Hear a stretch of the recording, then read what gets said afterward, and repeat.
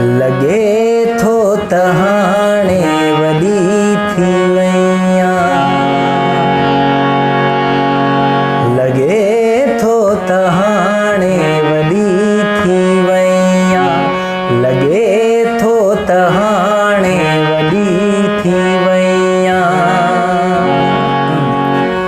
बंभोरियुनि सां भेची रही कीन आहे, गुलनि सां नियापा मुंझण तो छॾिया आहिनि, ऐं इंड लठ बि हाणे कॾहिं कोन ॾिसबी, नदियुनि जी रवानी बि मदहम लॻे थी, सितारनि जी चादर बि जहिड़ी बुसिया, कपनि ते मलाहनि जी हुंगार कोन्हे, ही ॿेड़ी बि सुनसान बीठी रहे थी, वलियूं वियूं वराए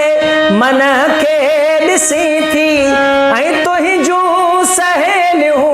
सभई चाग में छिनी संगुतिन खां छिटी थी वईया, लगे थो त हाणे वॾी थी वईया, लगे थो त हाणे वॾी थी वईया।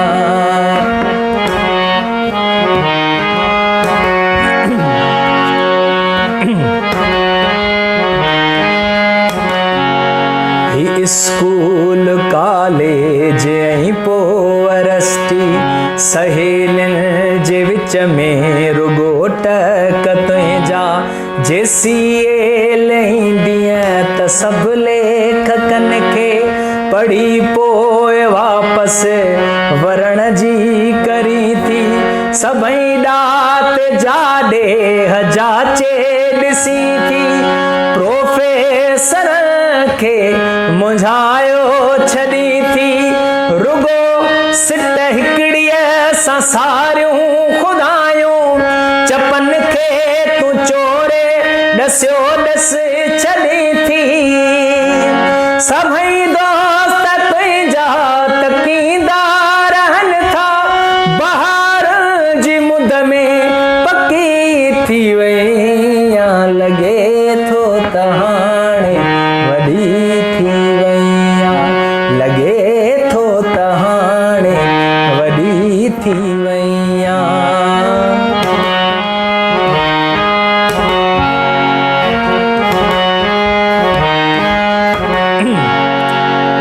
वईं दूर केॾो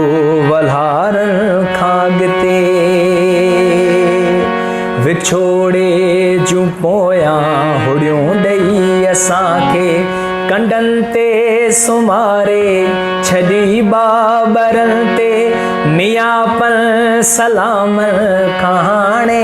तवियासीं, हुजी ख़ुशि मिठी शाद आबाद रहंदीअ, कॾहिं लुड़ कुते जे अखियुनि में न ईंदो, उमिरि आशिक़िन जूं अधूरियूं कहाणियूं,